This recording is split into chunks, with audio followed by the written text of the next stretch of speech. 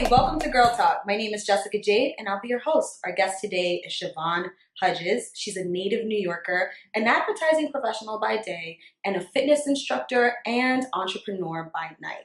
Siobhan has created one of the most innovative fitness brands and wellness brands that I think I've seen in a very long time. It's called Girls in Granola. You can find her modeling for Target. Or you can find her teaching her fitness classes at Facebook and Tumblr. Siobhan is really a maven of fitness. Siobhan, thank you so much for coming on the show. Thank you. I'm excited to be here. I'm glad. So let's dive right in. All right. When did you get started with your fitness journey? Because I don't know if you guys follow Siobhan, but if you don't, you need to. Siobhan, in my eyes, and I'm sure in the eyes of a lot of the people who follow you as like a fitness expert, I do my best with fitness, but I'm nowhere near on your level, girl. Yeah. So it started around the time that Drake and Future had dropped What a Time to Be Alive. That's a good album.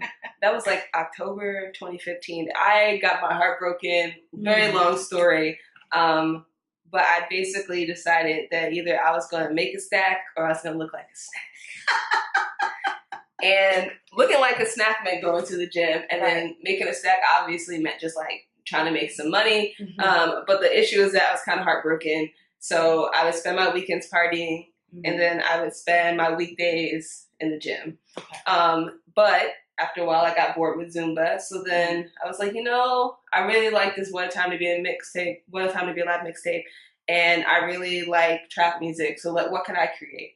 And because I was so heartbroken, I wanted to distract myself from what I was feeling. So I just like started working a lot. So from there, I basically spent 9 months plotting out my business plan. I went and got certified as a fitness instructor. And then I started building out Girls in Granola and Trap Aerobics. Got it. Okay. So this is going to be a bit of a personal question, but I'm going to ask anyway because you have talked about this on social media. I saw it in your bio. It says that when you were in college, you were diagnosed with a mental health disorder. Yeah. And I just want to first commend you for talking about it in general because I think in Latino communities, African American communities, Asian communities, we don't talk about mental health. No, we don't talk about that shit. Very taboo. Like the remedies always go to church, which I'm not against because it can help you heal spiritually. Yeah. However, sometimes you need to seek a professional and and sort your thoughts out. Right. Exactly. Because I can pray. I do pray. I go to church. Yeah. But like, I pray. To me, prayer is like putting more focus into an intention. But when it comes to my issue, no, I need action. I have to actually work on it. And if you had like a heart problem, you would go to a cardiologist. Your brain is a part of the human body. Yeah. So why not go to a specialist and figure out what's wrong, right? Yes. Or why you're feeling how you're feeling. Yeah. And so can you talk a little bit more about that? Yeah, so when I was in college, I was diagnosed with a panic disorder. Okay. And for those of you who don't know what a panic disorder is, it is basically an anxiety disorder, but I have panic attacks. And my panic attacks, they can happen randomly sometimes, or they can happen because of whatever I'm going through, during my day. So in some ways, it's preventable. I can minimize the number of panic attacks I have by making a lot of changes to my life, exercise being one of them, or, which still happens, sometimes they just happen at random. I could be sitting right here with you right now, and I'll just start freaking out. Wow. So what I got from that is that it sounds like you've been using fitness and other lifestyle changes, I'm assuming, to cope and manage your mental health disorder. Yes. Yeah. And fitness to me is a great way to manage anxiety and stress in general because oftentimes it's the anxiety that causes the panic attack to happen. And what I learned was that there are two things that are really good at managing my anxiety. One is exercising, right? Because that's how I release my stress. Okay. And then that's also a way for me to get all those good hormones in and release the bad ones. All that good stuff. And then sleep. Girl. I prioritize sleep. It is a production for me to sleep. I love that. Me too. I'm like, my morning and nighttime routine, I am a stickler. I'm like a grandma. I'll be like, nope. At this time, I'm shutting off my phone. Yep. At this time, I'm closing my blinds. I'm like, where my earplugs at? where's my mask at? Like, Yeah. I need at least 8 hours of sleep. And my boyfriend always makes fun of me because he's an alien and he can sleep like 4 hours and survive the whole day. And I'm like, Nope. you're the weird one. I'm like, how can Hell no. you do that? It's not, like, I don't understand it because I No. just don't function. I Makes a always lot of sense to say me. sleep is life's best friend. That's awesome. Okay, so let's talk about trap aerobics because we're talking fitness, right? Yeah. Fitness is one of the ways that you've been able to manage your anxiety and your panic attacks. What inspired? I'm assuming you kind of answered this already. Like, what exactly inspired trap aerobics? You Yeah. started telling the story, but can you tell us how that unfolded? Yeah. So how that unfolded was that I was literally in the gym every single weekday, and on weekends I was getting drunk out of my damn mind. But because I had this panic disorder, alcohol is the absolute worst thing that you could put into your body. I'm just going to tell you guys, please stop drinking. Oh man. Because it's a depressant. Yeah, right. So like you think about when you're hungover, Oh god, you just feel like absolute shit. The world is shit and people are shit. Right, right. So I avoid that. Adding that on top of the fact that I'm already stressed and I have all these wild thoughts happening in my head, because anxiety is just circular thinking. And when you are thinking clearly, you think linearly. You know, you're able to look at it and go from step 1, step 2, step 3. When you're anxious, it's just like step 5, 7, 10, 9, just swirling around, and you just feel paralyzed in it. But alcohol is a depressant. So basically, working out at Lucille Roberts, taking Zumba classes and aerobics classes. After a while, I was getting bored. So I was like, okay, I want to do something with trap music. But to add on to that, when you think about trap music and like the people who create the music, it's usually marginalized people from down south, right? That's where it all started. I could give Gucci Mane, T.I., all of them credit. They're marginalized, and yet they're braggadocious. They have nothing, and yet in some ways they're affirming what they are going to have. I love that. You know? Like affirming the lifestyle that they will get. Yeah. Like, I'm going to be here. I'm here now, but I'm going to be here. So for me, it's like, all right, you're channeling the spirit of the underdog. The music is popping. It makes you want to move anyway. It does. Like, why should I not create a fitness class to that? That makes perfect sense. And nobody's doing it. Like, there are no like enfranchised fitness classes that are owned by Black women. Zumba was created by 3 Latino men. Interesting. I didn't even know that. Bar. You think about Bar. You think about P90X. Right. There are no Black women. Yeah. A part of that.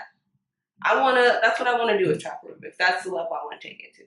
And I honestly think that you're starting a movement. I've taken the trap aerobics classes myself, and they're some of the most fun classes I have ever taken.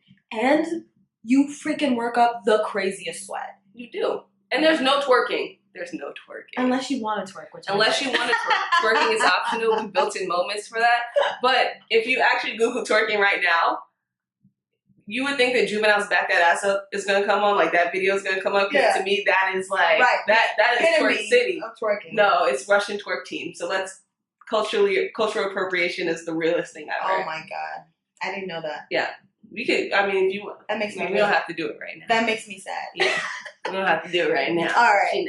And so, in the spirit of managing your mental health disorder, you've also created something else that is just as amazing. And like, I went to it and I was vending and I got to listen to the speakers and see the workshops, see the yoga. I was like, Zen Day. It's called Zen Day. Mm-hmm. And it's fantastic. Can you tell our audience what Zen Day is, why you created it? Yeah. So Zen Day, it's a half-day wellness conference. And it is all about empowering people to explore movement, mindfulness, and modern spirituality. But if I could say it in one word, the idea of Zen Day is to have one day for women of color to be collectively well. Teach them how to be collectively well. And what's really great about it was that it is powered all by women of color. Mm-hmm. I remember Sunkiss Organics was right there in the Zen Market. We hope to see you again this year coming up. But also, it's like you're giving people tools, you know, on how to take care of their minds, how to take care of their bodies, how to take care of their spirits. But the tools that they're getting are from their community, so they're very accessible. So that's the other piece of it. It's about making wellness accessible for women of color. Yes, and that's one of the reasons why I created Girl Talk, because I felt like I know so many women of color, Yeah. like yourself, that are doing amazing things, that have so many resources and tools that we can utilize as a community and as women of color that we don't even know about. Yeah. I'm like, so many of, even my own friends are like, oh, like, what's Zen Day? Like, how did you brought a group of girls to Zen Day? Like, how'd you get a group of teenage girls to go to Zen Day? Like, oh my God, this sounds amazing. The pictures look amazing. Like, the speakers look like they were so like well informed. And I'm like, yes, this is our community. I'm like, this is what we have to offer. Yeah. And that's one of the reasons why I'm highlighting specifically women of color on Girl Talk. Yeah. Because I think it's important for us to know we got this. We know what we are, and we here. Yeah, we're here. And it's like, that was the thing. Like, I'm sitting here, we're partnering with all these different organizations for trap aerobics. So and I'm like, yo, there's a bunch of dope-ass women in this city. Right. They all need to know each other, so we can be even more powerful. And the community at Zen Day was like nothing I've ever experienced. All of the women there were so nice. They were so curious. They were hungry to learn, to dance, to move their body, to experience acupuncture for the first time. Yeah. To meditate for the first time. To do breath work and sound healing. I was like, like, I get goosebumps thinking about it because it was such a powerful day. It really was. It was. I thought I was going to shed a little thug tear, but I didn't because I'm a goon. So thank you, Miriam and Fiona. And of course you for creating Zen Day, because I'm like, this is something that it's an event that I want to be a part of every single year. Yeah, and it's actually started with this Zen Day, just a real quick background, was that me and all my friends, we work in advertising. It's stressful as fuck. Long hours, crazy personalities. So we were like, oh, let's have a Zen Day where we basically just go and do regular people shit. Like, we saw that trash-ass Tupac movie. We, like, go up to Storm King. We go to the park. We go to the Brooklyn Botanical Garden. We just turn our phones off. And we just chill the fuck out. Right. Because I think everybody needs a day to do that. Yeah. Especially in this city. This is the most neurotic city in the country. There's just so much going on every single day. Just, like, from the moment that you step out of your door and, like, get on the subway, the energy is just like, ooh, it's a lot. You know, it's a lot. Yeah. So to have a space like Zen Day where women of color can congregate and, you know, create friendships. I literally, the other day, I met a client that I met at Zen Day, went up the block. We met up so that I could give her products. Because she bought products at Zen Day. She loved them. And she had purchased before, but she was going to be in the neighborhood. So I was like, you just pick it up. You don't have to pay for shipping. And that's the type of community that that's why it's so important. That just made me really happy. Yeah. That's the stuff I want to see. Yeah. That's exactly what I want. Yeah. It was great. It was a really nice moment. I was like, full circle, because I'm meeting with Siobhan on Saturday. Yeah. So, I mean, I was going to ask you what kind of impact you want to leave behind, but I feel like... I mean, if I could say it in one word, in one sentence, well, no, I could say it in two sentences. All right.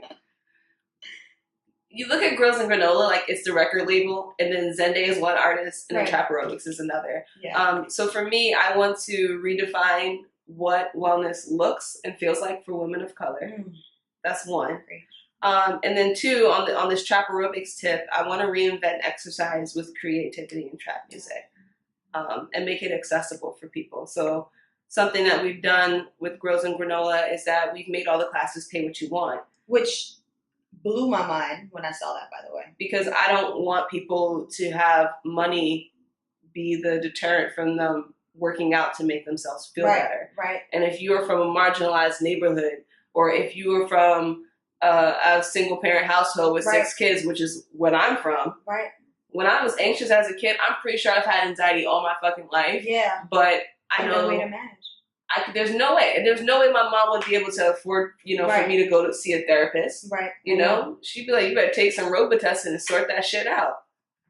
So... I know. So that's one of the... Yeah. And you guys, and for Zen Day, you guys had like a portion of the tickets were... Either 40% were given away. That's what I thought. To people who could not afford to go. And thank goodness, shout out to Under Armour for sponsoring and making it possible to bring all those people. I know.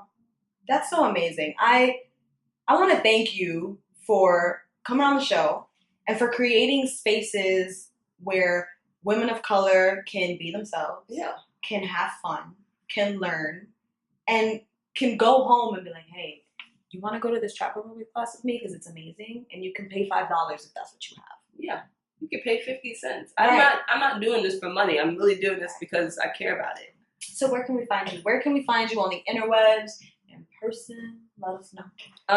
On the interwebs, I have a Twitter account, but I'm not going to share it, my handle, because I barely tweet. So you can just find me on Instagram. It's CC Siobhan.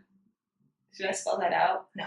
Okay. I'll put it there. Or you can follow Girls and Granola on Instagram. I think those are the two that I really use. I love the gram.